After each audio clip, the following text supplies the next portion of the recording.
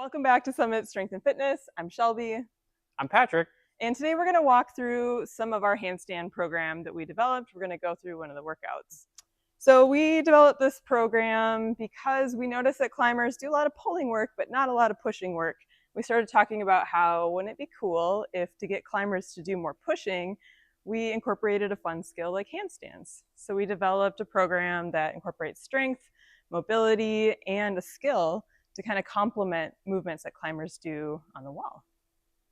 Yeah, so in this program, we've got some things to facilitate starting your practice, some drills and skills that maybe don't look exactly like getting upside down on your hands right away, but getting you ready for that. In addition to looking at the wrist, shoulder, core, all the needs in terms of strength, stability, coordination that would apply to the skill of a handstand. So we're gonna, we're in a gym today, but we're gonna walk through part of the program so you can kind of see what to expect and maybe imagine what this would be like in your own home space. This is something that you can take home, and we have support in the program of how to adapt and modify things, but then also we're available to support you as well if you want to work with a coach on any of these skills. Hey! So to get started, we're just gonna kind of warm up our wrists, our shoulders, and our elbows. As climbers, we tend to be in this position a lot, so we kind of want to start opening up and exploring ranges of motion that we maybe don't use all the time on the wall. So to get started, we're just gonna do some wrist circles. This is a movement that's gonna be loading our wrists, and a lot of folks, this can be uncomfortable. So our program kind of progresses slowly to get you into your wrists more over time. Yeah, we're just kind of warming up with some circles, giving them some love here. And then next I'm gonna warm up my elbows a little bit. So I'm gonna go palms facing me, and I'm just gonna open, and then I'm gonna flip my palms and go back. So this is just kind of opening up my elbow joint, taking it through a little bit of a stretch and rotation. And then next I'm gonna warm up my shoulders. So I can just kind of roll the heads of my shoulders back and forward.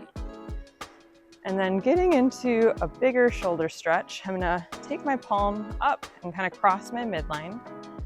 I'm gonna go up until I kind of can't go up anymore. And then I'm gonna flip my palm. And so now my palm is up on the back side of my body. And then bring it back. Palm rotates, so I wind up palm up again at the front. I'll do one more of those. So I'm flipping my hand. So now my palm is facing up on the back side of my body. And I'm just trying to move through my shoulders. I don't want to be leaning to compensate. You can be pretty honest with your range of motion, and it might be different for each side. So for example, I'll show you my left side. This is my injured side. So my range of motion is a little more out to the side for this one. That's okay. We're just exploring these tissues, taking them through this full rotation.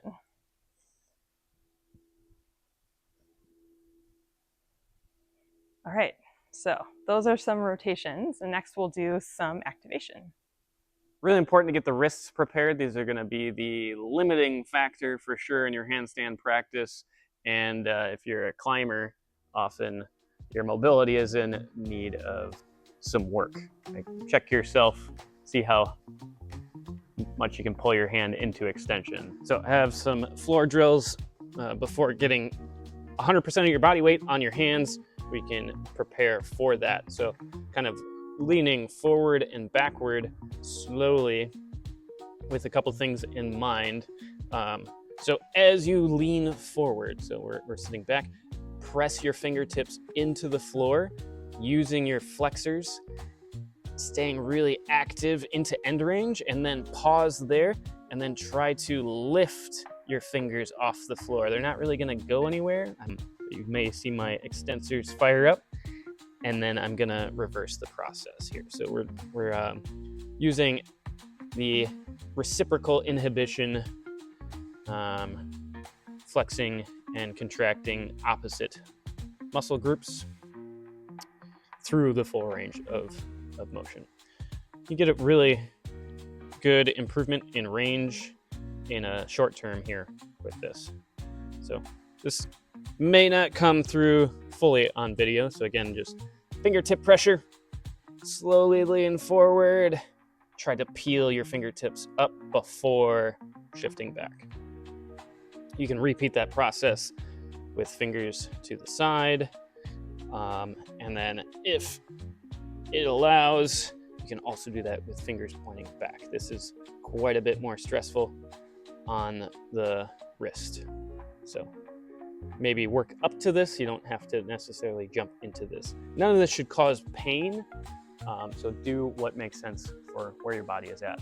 So shoulders are another key element to handstands in general. And often if you are a climber or anyone who lives on planet Earth being pulled down by gravity all day, maybe you look like this. And when you try to reach overhead, maybe you look something like that. I'm exaggerating, but when we're handstanding, we really want to be in this position. So some things to mobilize your shoulders, specifically open up your lats. We have an option here called a pullover. So if you have a bench and a kettlebell accessible, those are the best equipment. So starting here, kettlebell over your face, bending your elbows to let that bell go right around your head, and then often finding a good width, letting the elbows widen and open up so you can get through the full range. Get a lot of value at the bottom here, but I always like to suggest movement to lubricate tissues and to condition the position. So loaded stretching here through a pullover. This should feel really good if you're in need of mobility. Okay, option 2, if you don't have a kettlebell, okay, maybe you've got a dumbbell or a broomstick. This is a pole, obviously, but we're talking home equipment. Another way to open up shoulders, we're gonna refer to this as the butcher block stretch. Think cat-cow. So starting in cat, you're driving pressure into your elbows with your core and lats, and then dropping down into cow. This is a little bit more of a passive position. Reaching chest to the ground, dumbbell behind head. You can do that with the pole. This can be a little bit more challenging, having the rotation in the wrists and shoulders. Both are great options. Spending about 5 seconds in each position, 5 rounds, or continuing until you get a sense of increased range of motion.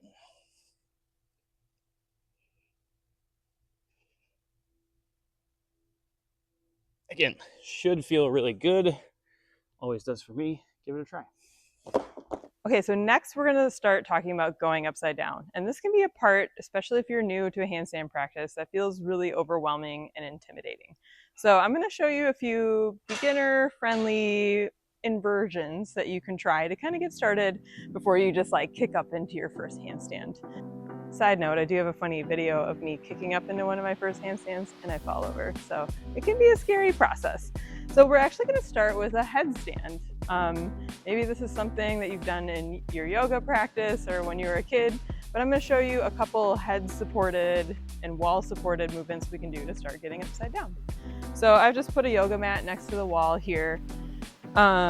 You can do this also without a wall behind you if you're feeling pretty confident, but it can be nice emotionally to have this here to start.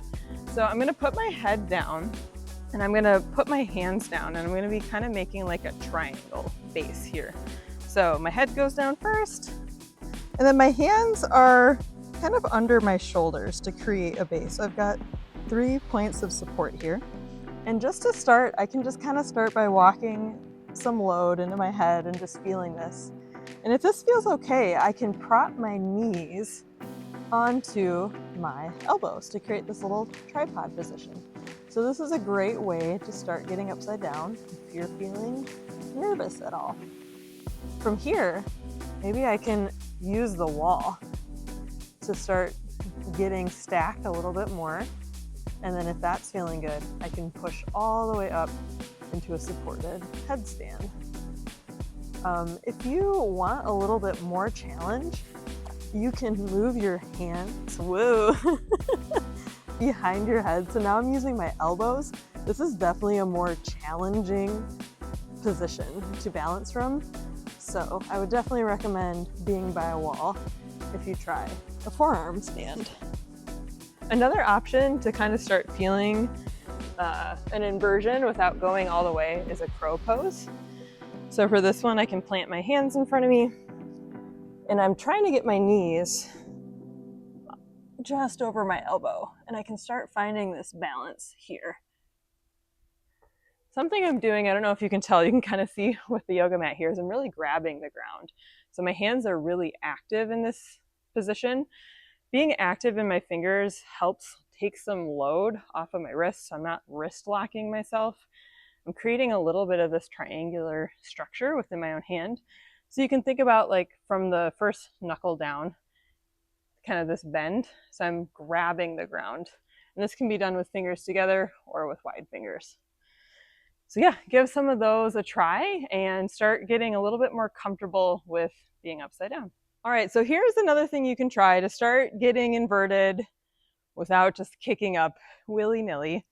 I've got this hip height stack of boxes. This actually works really well with like the back of a couch. If you can safely create something this height, I don't know, maybe a table, but finding a pretty tall stack around your house. And I'm going to use this to support my lower body as I kind of organize my upper body. So I'm going to put my knees on here, and I don't want to be planking out here. I want to really try to get my wrists and my shoulders stacked. And right now my hips are still pretty far behind. So I couldn't really lift my legs if I wanted to. So I'm going to work to get my hips over my shoulders. And this is called my stack. So wrist, shoulder, hips. My goal is to have them on top of each other. So just starting here, I can kind of start feeling into this position. I can start playing with how my shoulders are pushing into the ground. I can try grabbing the ground with my fingers. I can spot between my hands with my neck and just start getting comfortable in this position. As you start feeling a little bit more in control in this position, I can lift one leg and start playing around with a stack with one leg up. And this feels a little bit lighter. I can actually lift my knee off of this box, so that tells me, oh, it must be pretty stacked. So this is another way to progress that. And yeah, that's a nice way to start exploring that stack position. Often just kicking up can be really intimidating, right? Like sending it over, you feel like you're gonna tip and crash, right? So we use the wall for aid, climbers. We're gonna start with wall walks. It's a great conditioning exercise for your hands and shoulders and core. And you don't necessarily even have to get totally vertical. We start in the ground in a plank and start find the wall and just start slowly walking up. Maybe that's as far as you go in the beginning, but eventually going all the way into a handstand, practicing being inverted, and then walking yourself back out. Hopefully you have a wall that actually works for this. That's often the biggest challenge if you're at home. So again, real quick.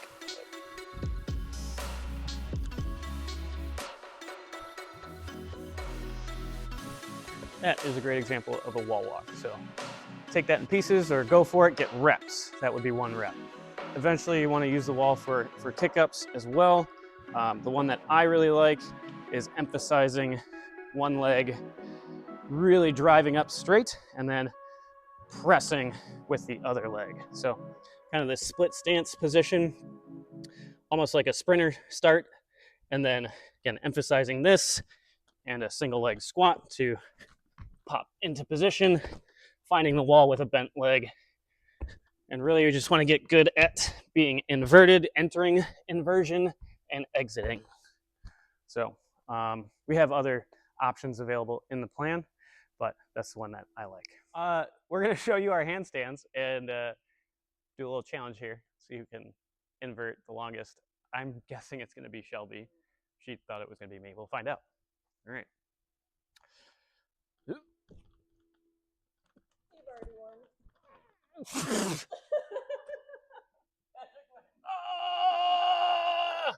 Oh, this feels really good. That program works. This is the most stacked I've ever been. Oh, sorry. So if you're interested in checking out the training plan or any other training plans that are available through Summit, just follow the link below and you can get started with your home handstand practice. So if you got value from this video, show your appreciation by hitting the like and subscribe button. It really helps us out. We put a lot of effort into this. We want to help you out. It takes a lot of work to put programs like this together and to be a coach and to be a trainer and all of that. So this is that time where we request that you show some appreciation for that. So thank you for your time. Ask us questions in the comments, leave some feedback. We're always trying to get better. If you have any suggestions, if you're way better at handstands than us and we missed the mark, let us know. Or just anything you want to share. Successes, pain points, whatever. Keep working hard, and we'll see you soon.